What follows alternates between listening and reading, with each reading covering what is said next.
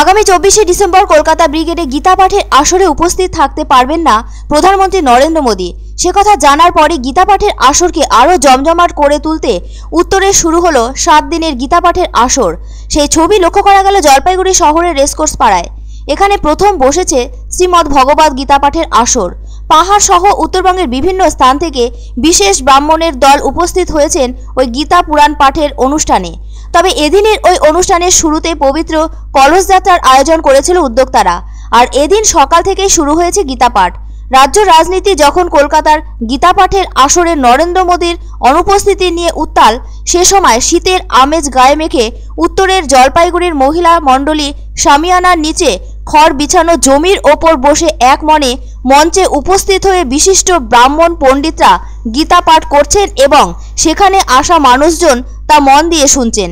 এ প্রসঙ্গে গীতা পুরাণ পাঠের উদ্যোক্তাদের অন্যতম উষা লামা জানালেন, সনাতন ধর্মাবলম্বী আগামী প্রজন্মদের মধ্যে পবিত্র গীতা বাণী ছড়িয়ে দেওয়াই তাদের মূল লক্ষ্য, যার ফলে 7 দিন ধরে চলবে এই গীতা পাঠের অনুষ্ঠান। তবে এখানে অনেক কৃষ্ণ ভক্ত এসেছেন জলপাইগুড়ি সহ ডুয়ার্সের বিভিন্ন এলাকা থেকে। উষা লামা জানান, গীতা পুরাণ পাঠের সঙ্গে প্রতিদিন ভক্তবৃন্দের জন্য ভান্ডারার আয়োজন রাখা হয়েছে। পূজা পাঠের বিরতির সময় ভক্তদের মধ্যে ভান্ডারা থেকে প্রতিদিনই প্রসাদ বিতরণ করা হবে। উল্লেখ্য, আগামী 24শে ডিসেম্বর কলকাতা ব্রিগেডে যে লক্ষ্য কণ্ঠে গীতা পাঠের আয়োজন করা হয়েছে, সেখানে মূল আকর্ষণ ছিল প্রধানমন্ত্রী নরেন্দ্র মোদীর উপস্থিতি।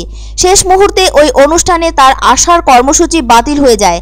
রাখা হয়েছে 70,000 মহিলার শঙ্খধ্বনি এবং সমবেত নজরুল গীতি।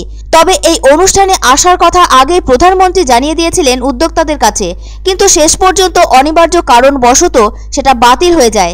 এদিকে প্রধানমন্ত্রীর অনুপস্থিতির বিষয়টি সম্পর্কে এখনও স্পষ্ট করে সেভাবে কিছু জানায়নি অখিল ভারতীয় সংস্কৃতি পরিষদ।